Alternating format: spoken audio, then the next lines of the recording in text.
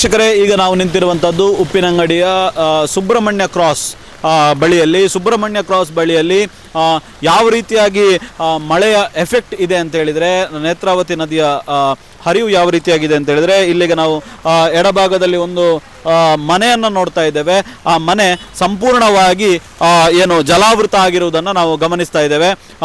ಆ ಮನೆಯ ದೃಶ್ಯಾವಳಿಗಳನ್ನು ನೋಡ್ತಾ ಹೋದರೆ ಆ ಮನೆ ಸಂಪೂರ್ಣವಾಗಿ ನೀರಿನಲ್ಲಿ ಮುಳುಗಿರುವಂಥ ದೃಶ್ಯವನ್ನು ನಾವು ಕಾಣ್ತಾ ಇದ್ದೇವೆ.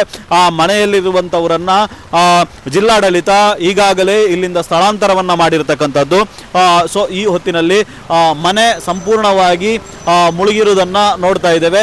ಅದೇ ರೀತಿಯಾಗಿ ಈ ಮನೆಯಲ್ಲಿ ವಾಸಿಸ್ತಾ ಇದ್ದವರಂಥ ಪರಿಸ್ಥಿತಿ ಪ್ರತಿ ವರ್ಷ ಕೂಡ ನೆರೆ ಬಂದಂಥ ಸಂದರ್ಭದಲ್ಲಿ ಇಲ್ಲಿನ ಮನೆ ಇದು ಮುಳುಗುವಂಥದ್ದು ಮತ್ತು ಇಲ್ಲಿ ಮನೆಯಲ್ಲಿ ಯಾರು ವಾಸಿಸ್ತಾ ಇದ್ದಾರೋ ಅವರನ್ನು ಜಿಲ್ಲಾಡಳಿತ ಪ್ರತಿ ಬಾರಿ ಕೂಡ ಇಲ್ಲಿಂದ ಸ್ಥಳಾಂತರ ಮಾಡುವಂಥದ್ದನ್ನು ನಾವು ಗಮನಿಸ್ತಾ ಇರುವಂಥದ್ದು. ಸೊ ಅದೇ ರೀತಿಯಾಗಿ ಇನ್ನು ಏನು ನಾವು ನೋಡ್ತಾ ಇದ್ದೇವೆ, ರಾಷ್ಟ್ರೀಯ ಹೆದ್ದಾರಿಗೂ ಕೂಡ ಇಲ್ಲಿ ನೀರು ನುಗ್ಗಲಿಕ್ಕೆ ಸಿದ್ಧ ಆಗಿರುವಂಥ ಸ್ಥಿತಿಯಲ್ಲಿ ಇಲ್ಲಿನ ವ್ಯವಸ್ಥೆ ಇರುವಂಥದ್ದು.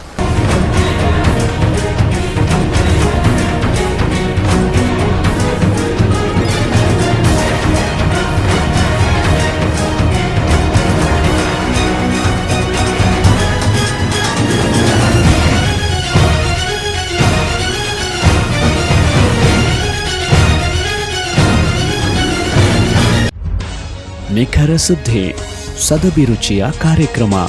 ನೀವು ನೋಡ್ತಾ ಇದ್ದೀರಾ ಕಹಳೆ ನ್ಯೂಸ್, ಸಮಾಜದ ಜಾಗೃತಿಗಾಗಿ ವಸ್ತುನಿಷ್ಠ ವರದಿ.